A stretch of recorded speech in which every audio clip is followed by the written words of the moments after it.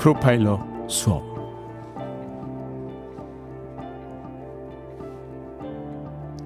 네, 프로파일러의 시점에서 사건을 깊고 넓게 들여다봅니다. 프로파일러 수업.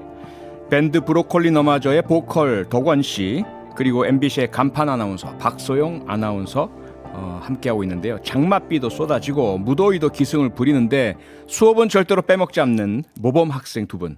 어서 오세요. 안녕하세요. 네, 반갑습니다. 윤덕원입니다. 네. 무더위 제가 말씀드렸는데요. 모레가 절기상 초복이네요, 벌써. 맞아요. 그렇다고 하더라고요. 벌써요. 박소영 아나운서 혹시 더위를 이기는 본인만의 비법 이런 게 있나요? 저는 특히 이렇게 복날이 되면 보통 삼계탕 같은 거 많이 삼계탕. 드시잖아요. 네. 근데 저는 해물을 좋아해서 전복을 꼭 먹어요. 전복. 전복이 원기 회복에 엄청 좋다 그래서 꼭 먹습니다. 그렇습니까? 네. 덕원 씨는요? 저는 브로콜리 사실 드세요?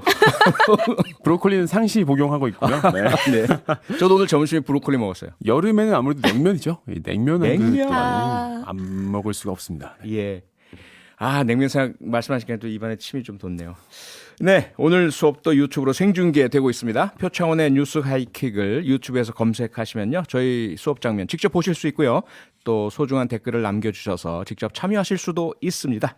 자, 그럼 프로파일러 수업 1교시 시작해 볼까요? 네, 1교시는 청취자 여러분께서 직접 참여하시는 추리 퀴즈 코너입니다. 박소영 아나운서 문제 주세요.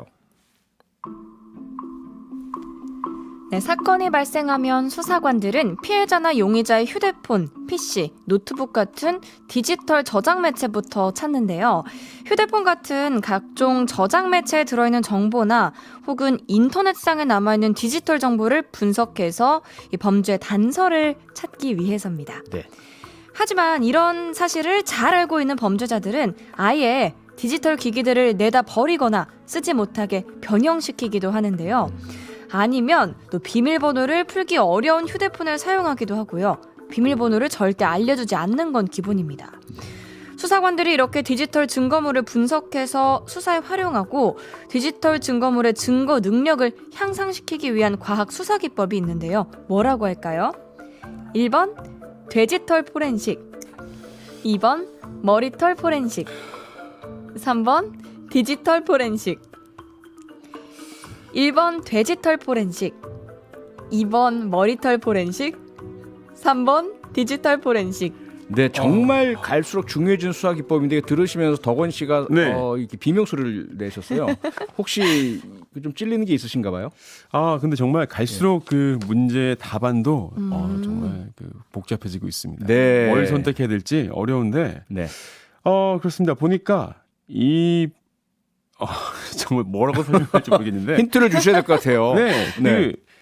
우리가 이 포렌식을 하는 이유는 네. 디지털 기기들 아하. 디지털 기기들 같은 경우들은 이제 좀 전문적인 지식이 필요하지 않습니까? 네네. 그렇기 때문에 거기에 적합한 포렌식 방법이 필요하다다는 건데 아하.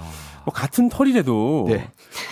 다양한 털들이 있는 것 같아요. 네. 네, 그 중에서 아니 돼지털도 네, 좀 이렇게 중요하지 않나요? 돼지털 정말 중요할 것 같습니다. 그러니까요. 돼지털인데 좀 주로 족발 먹을 때 아하. 발견하게 되는데 포렌식을 해보게 됩니다. 예. 박소영 아나운서 어떻습니까? 어떤 분들은 머리털이 제일 소중한 분들도 계시죠. 뭐 머리털도 소중하고 예. 돼지털도 소중하고 디지털도 소중하지만 네. 범인들이 이제 좀 어떤 흔적을 돼지털에 많이 남길까? 머리털에 많이 남길까? 디지털에 많이 남길까? 그게 핵심이네요. 한번 고민해 보시면 네, 정답 아시는 분 바로 지금 보내주시기 바랍니다. 문자 번호 샵 8001번, 짧은 글은 50원, 긴 글은 100원의 정보 이용료가 있고요. MBC 스마트 라디오 미니로도 참여 가능합니다. 미니는 공짜입니다. 네, 정답자 중에서 5분을 추첨해서 주방용 칼 세트 선물로 보내드리겠습니다. 정답은 오늘 수업이 끝날 때쯤 발표해 드리겠습니다. 그럼 저희는 잠시 광고 듣고 돌아오겠습니다. 네, 여러분께서는 지금 프로파일러 수업 함께 하고 계십니다. 2교시 시작할까요? 네, 박소영 아나운서 오늘 다뤄볼 사건 무엇입니까? 네, 오늘 다뤄볼 사건은요. 일본은 정말 말할 것도 없고 전 세계를 깜짝 놀라게 했던 사건이 아하. 일주일 전 지난주 금요일에 벌어졌는데요. 예. 아베 신조 전 일본 총리가 총격을 받아서 피살된 사건 모두들 아실 겁니다. 네, 정말 충격적이었죠. 많은 분들이 아시고 네. 또 최장수 총리를 일본에서 지냈던 사람이기 때문에 또 한편으로는 그 경우가 이렇게 허술했나 하는 비판들도 많았던 것 같아요. 네. 맞아요. 이제 살해범에 대한 수사가 진행이 되면서 뭐 여러 가지 정보들이 계속해서 나오고 있는데요. 네. 이 살해범은 왜 아베 전 총리를 총으로 쐈을까? 음흠. 오늘은 표디께 이 아베 전 총리 피살 사건에 대한 프로파일링을 요청합니다. 네. 그야말로 앞서 말씀 주셨지만 일본뿐 아니라 우리나라, 중국, 아시아 전체 세계적으로 정말 충격을 준 사건이고요. 정치인 특히 잘 알려진 유명 정치인에 대한 테러 시도는 무척 많지 않습니까? 네. 그런데 특히 이번이 충격인 건 우리에게 잘 알려져 있는 바로 직전 총리였기 때문인데 맞아요. 일단 이 사건 다들 아시긴 하시지만 좀 더 차분하게 전개 과정 설명이 좀 필요할 것 같습니다. 네. 박승 아나운서. 네, 지난주 금요일이었습니다. 7월 8일이었죠. 오전 11시 30분경. 아베 전 총리는 나라시의 야마토 사이다이 지역 앞에 있는 거리에서 이틀 후에 있을 참의원 선거를 앞두고 같은 당 자민당 후보들을 지원하는 유세에 나섰습니다. 네. 연설을 시작하고 1, 2분 정도가 지났을 때 갑자기 탕, 그리고 3초 후에 또 한 번 탕 하는 두 번의 총성이 들렸는데요. 네. 아베 전 총리가 피를 흘리면서 쓰러진 것을 목격할 수 있었습니다. 피습 후 헬기를 통해서 병원으로 옮겨졌지만 이미 심정지 상태였고 집중 치료실에서 치료를 받았지만 결국 5시 3분에 사망이 발표됐습니다. 경찰은 총격 직후 현장에서 이 나라시에 사는 41살 야마가미 데스야를 체포했고 네. 그가 사용했던 이 사제총을 압수했습니다. 야마가미는 2005년 무렵까지 3년 동안 해상자위대에서 근무한 걸로 알려졌고요. 네. 경찰 조사에서 범행 전에 치밀하게 계획을 세웠던 걸로 밝혀졌는데 예. 총열의 역할을 하는 쇠파이프 2개를 검은 테이프로 감싼 형태의 사제총을 제작을 했고 습격 당일에 각각의 파이프에 탄환을 담아서 발포했다라고 진술했습니다. 네. 나라시에서 만약에 범행이 여의치 않았다면 500km 이상 떨어진 그 다음 유세 장소까지 따라갈 생각이었다라고 경찰에 진술했습니다. 이렇게 좀 테러에 대한 뭐 우리가 소식들을 많이 듣기도 하지만 네. 이렇게 또 가까이 있는 또 친숙한 이미지에 많이 알고 있는 사람이 네. 이렇게 좀 사건을 당했다고 하니까 더욱더 충격적으로 다가오는데요. 네. 네, 아베 전 총리 피살 사건 전개 과정에서 프로파일러로서 제가 주목하는 포인트는 특정 집단에 대한 분노입니다. 특정 집단이라고 네. 하셨는데 그러면 이제 아베 전 총리의 뭐 이를테면 뭐 그 정치적인 집단 이런 걸 말씀하시는 걸까요? 그렇지는 않고요. 그러니까 이 사건 자체가 표면적으로 보자면 그리고 특히 미국 등 서구 외신은 상당히 오해를 하고 있는 부분이 많은 것 같아요. 정치적 테러라고 선입견을 가지고 예단을 해버리고 네. 그래서 일본 정부 혹은 자민당 또는 뭐 우파 정치에 대한 그런 공격인 것처럼 오해하고 있는 부분이 많습니다. 네. 물론 아직까지 전모가 다 드러난 건 아니지만 지금까지 확인된 수사 내용 그리고 조사 내용들을 보자면 이 사건의 핵심은 종교단체 그리고 범인 스스로가 가정적인 곤란과 부도 파산, 네. 가정의 해체, 음. 거기에서 생기는 분노거든요. 네. 그 분노를 표출하고 그 원인으로 꼽는 대상이 어떤 존재냐에 따라서 이게 세 가지로 나뉘거든요. 분노 범죄는 네. 하나는 개인적 분노. 네. 특정한 개인에게 원한을 품습니다. 쟤 때문에 우리가 망했어, 내가 네. 망했어, 저 사람 죽일 거야. 이게 개인적 분노예요. 네. 두 번째가 이번 사건 같은 특정 집단에 대한 분노. 네. 어떤 경우는 군대라는 집단, 군대 때문에 내가 아. 다쳤고 인생에 꼬였어. 학교 혹은 특정 기업 이런 특정 집단을 복수 대상으로 삼는 경우에 공격 대상 역시 그러한 특정 집단을 상징하는 사람이나 그런 장소가 됩니다. 세 번째가 사회적 분노예요. 사회 전체가 싫은 거예요. 사회 전체가 네. 나에게는 가해자고 내가 이렇게 열악하고 비참하게 살고 있는 이유는 세상 사람들 전부가 나쁘고 나에게 등 돌리고 네. 그래서 모두가 나의 적이야. 이 경우가 이제 대구 지하철 방화 참사라든지 불특정 다수 아무에게나 공격을 저지르는 네. 1991년 여의도 광장에서 차를 가지고 질주했던 사건 이런 사건들이 그런 경우인 거죠. 그렇게 보자면 이번 사건은 두 번째 이 분노 범죄 특정 집단에 대한 분노가 누굴 공격할까 하다가 그 특정 집단의 상징적인 인물 그 중에 첫 번째 타겟은 교주격인 사람이었지만 접근이 어려우니까 네. 자기가 생각하는 두 번째 상징적인 인물을 공격을 하게 된 거죠. 지금 언론 수사 내용을 보니까 이 범인이 상당히 주도 면밀하게 이 네. 범행을 준비한 것 같다는 생각입니다. 예. 치밀한 계획이 있었고 또 사건 전날에도 총을 쏴보면서 연습을 했다. 이런 보도를 본 것 같은데요. 네. 이렇게 준비를 많이 하면서 사전 예행 연습도 했다고 봐야 될까요? 그렇죠. 일단 충동적 범죄 그리고 네. 계획적 범죄는 상당히 성격이 다르죠. 우리가 흔히 말하는 욱하는 감정적 격동이 일어나서 폭력 행위나 공격이나 네. 살해, 상해 이런 것들을 행하는 범죄는 사전 준비가 철저하지 않습니다. 아, 그리고 미리 연습해 보는 일은 없죠. 네. 그런데 계획 범죄는 이미 범행을 저지르겠다는 의사가 형성이 되죠. 네. 그러면 그 다음에는 두려움과 공포가 생깁니다. 이거 네. 실패하면 어떡하지? 중간에 제지당하면 어떡하지? 그리고 내가 검거당하면 어떡하지?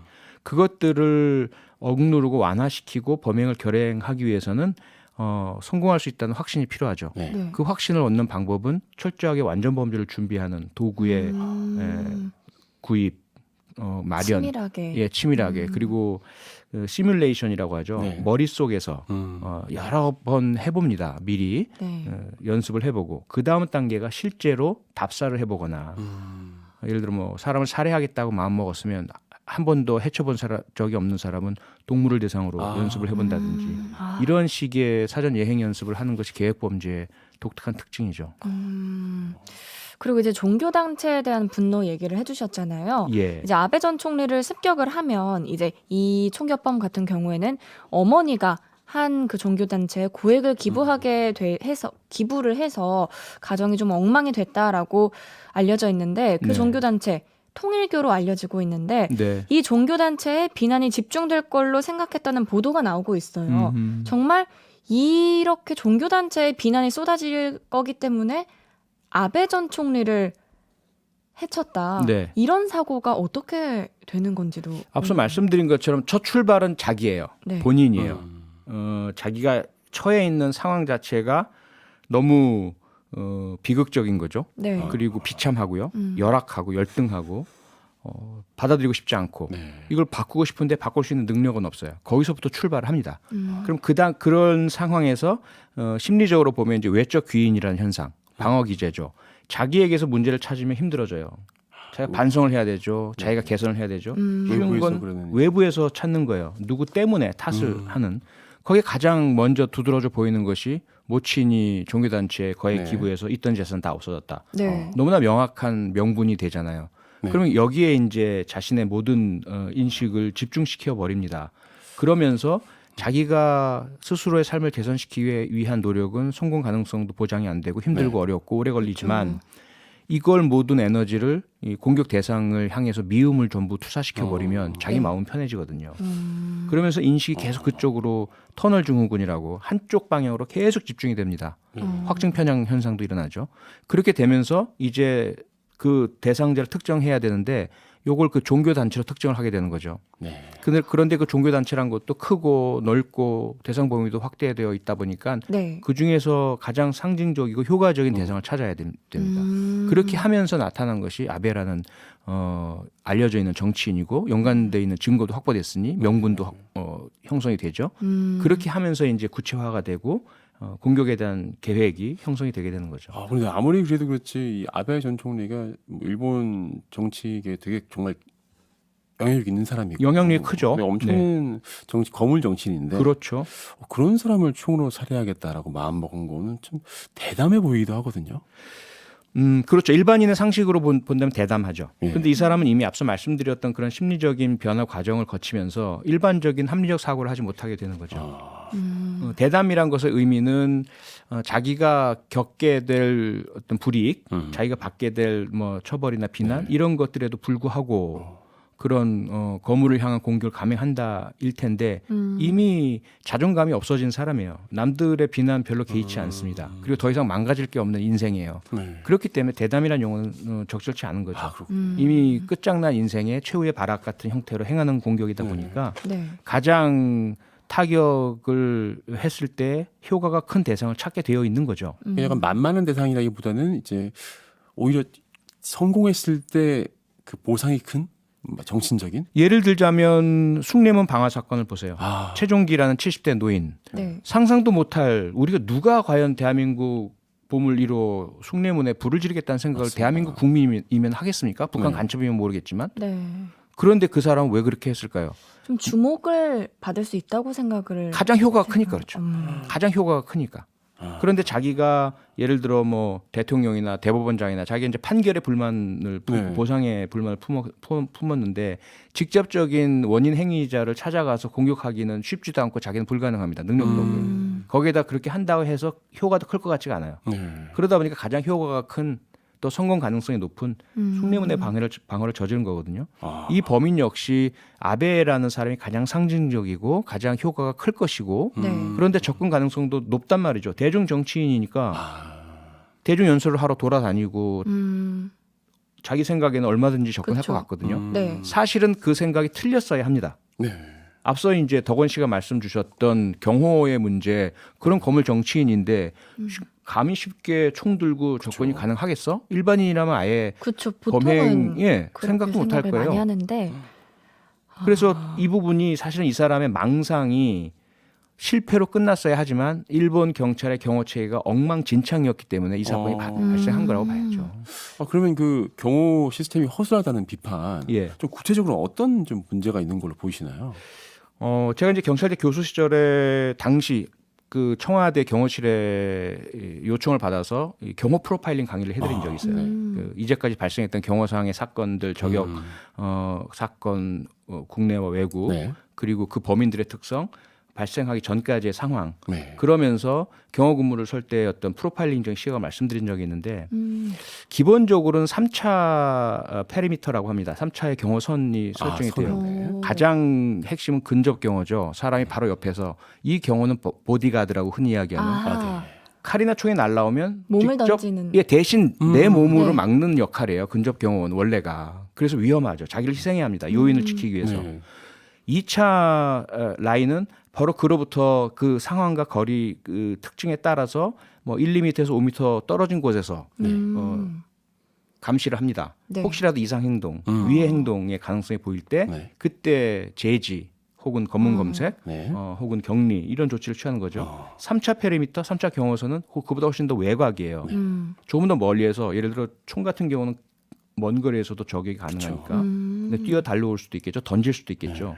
그러한 장소에서 혹시라도 뭐 가방이나 손 안에 주머니 안에 위해 물질을 들고 있다 꺼내는 동작 이럴 때 이제 제지해야 할 그런 상황. 초긴장 상태여야 합니다. 경호라는 네. 거는 처음 준비 기간부터 행사가 시작되고 종료될 때까지 완전히 에너지가 다 소진되는 총긴장 상태에 있는 것이 경호원의 삶이에요.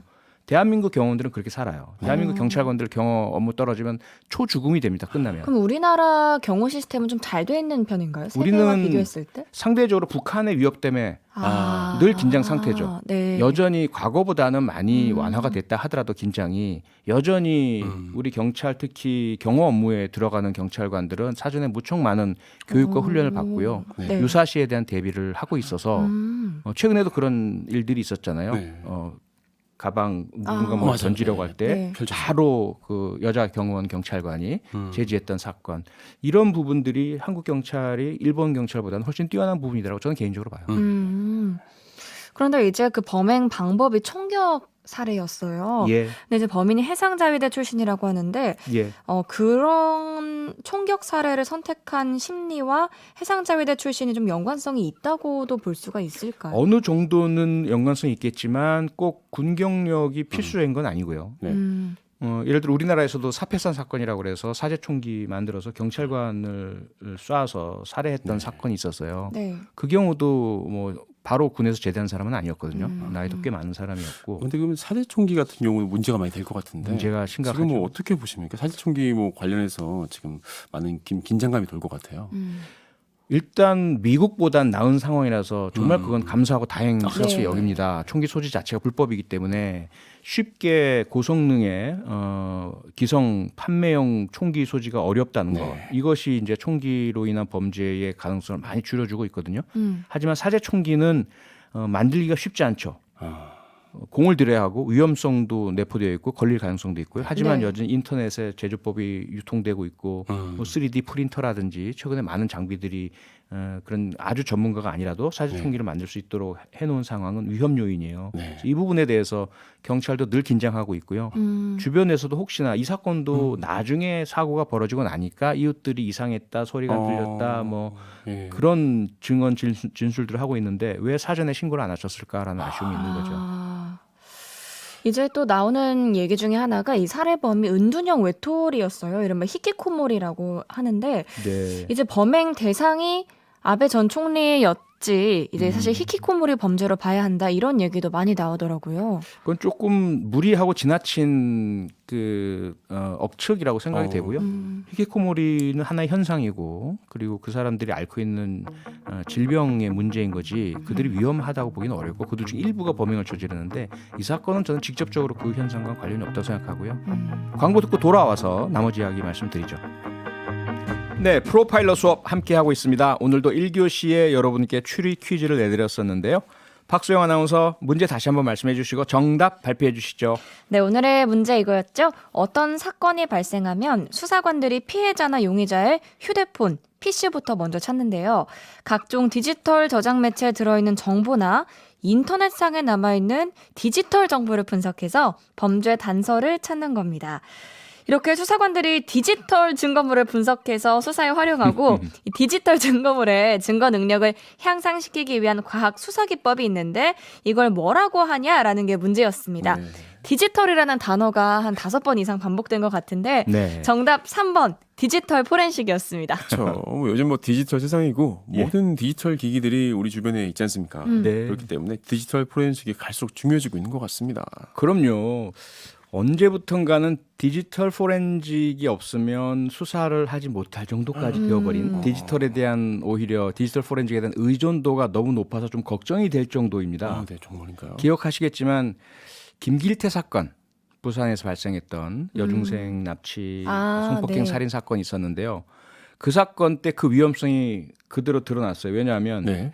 당연히 범인은 휴대폰을 사용하고 있을 것이고 통화를 할 것이다. 라는 그런 가정하에 휴대폰 그 지역 일대에서의 위치 추적 그리고 사용자에 대한 수사에 엄청난 수사력이 집중됐었거든요. 아, 그런데 그렇지 않았군요. 김길태는 휴대폰 자체가 없었어요. 근데 그렇다면 휴대폰이 없던 시절, 인터넷에 좀 흔적을 남기지 않았던 시절도 있잖아요. 그렇죠. 그때는 그러면 어떤 걸 바탕으로 정보를 모아서 수사를 했었었나요? 그때는 디지털 포렌식에 의존할 필요가 없었으니까 주로 이제 용의선 구축, 그래서 용의자의 특성들 어떠어떠한 유형 전과자인가 인근 지역의 우범자인가 또는 피해자에게 원한을 갖고 있는 사람인가 면식범인가 이렇게 이제 분류를 하면서 해당되는 사람들에 대한 탐문 수사 그리고 알리바이 수사 그리고 첩보 수집 이렇게 이제 해나간 인적 수사가 상당히 많았었죠. 네. 그리고 범인들도 지금보단 범죄 수법이 그렇게 뛰어나지 않았기 때문에 많은 기기 장비를 안 사용해서 네,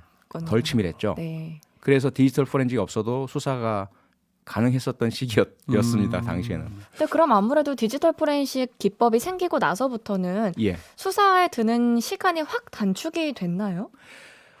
그렇게만 볼 수 없는 게 네. 디지털 포렌식 자체도 쉽지가 않아요. 어떤 게 어렵나요? 지난번 이제 양천구 신정동에서 발생했던 옥탑방 묻지마 살인 사건 소위 말하는 그 사건 같은 경우에도 용의자의 그런 그 특징을 찾기 위해서 디지털 포렌식부터 시작을 했거든요. 네. 그 일대에서 그 유사한 시간대에 사용된 휴대전화기 수만 거의 제 기억으로 한 3만 대가 넘었을 거예요. 그 3만 명 모두의 신원을 확인했어야 하고 알리바이를 확인했어야 하고 찾아가서 대면 조사를 했었어야 하거든요. 네. 그 시간이 얼마나 많이 걸렸겠습니까? 쉽지가 않군요. 결코 디지털 포렌식이 도움도 많이 주고 단축시키는 면도 있지만 오히려 더 많은 시간을 소요하게 만드는 측면도 있고요. 정보가 더 많아지니까. 그럼요. IP 추적이며 그 IP는 찾아내도 그 PC방에서 잠복해야 되죠. 네. 그중에 누구인지 찾아내야 되죠. CCTV 또 분석을 해야 되죠. 그러네요. 어렵군요. 할 일이 태산입니다. 예. 정답자들 많이 벌써 나오셨네요. 네. 4249번님, 네. 정답 디지털 포렌식, 과학의 발달로 억울한 부분을 소명할 도구가 많이 생겨서 다행입니다. 이 점은 참 좋은 점인 것 같아요. 맞아요. 미니로 이재규님께서 지루한 퇴근길 추리 퀴즈 들으면서 한번 웃어봅니다. 웃으셨구나. 디지털에서. 네, 디지털 포렌식. 네. 6104번님, 3번 디지털 포렌식이요. 퇴근할 때 매일 들어요. 평일 100% 출첵합니다. 와. 3846님, 늘 복숭아 자두 과수원에서 농사를 지으면서 잘 듣고 있습니다. 오늘 힌트가 참 재밌네요. 9819번님, 디지털 포렌식은 고등학교 통합사회 교과서에도 나와요. 그렇군요. 전 없었어요. 제가 다닐 때는. 그만큼 세대 차이가 나는 겁니다. 네. 박소영 아나운서도 9세대로 접어들고 있다는 슬픈 소식. 슬프네요. 네, 오늘 프로파일러 수업은 여기까지고요. 저희는 다음 주에 돌아오겠습니다. 지금까지 밴드 브로콜리 너마저의 덕원 씨, MBC의 간판 박소영 아나운서와 함께했습니다. 두 분 수고하셨습니다. 감사합니다. 고생하셨습니다. 평일 저녁 6시 5분에 여러분을 찾아갑니다. MBC 라디오 표창원의 뉴스 하이킥.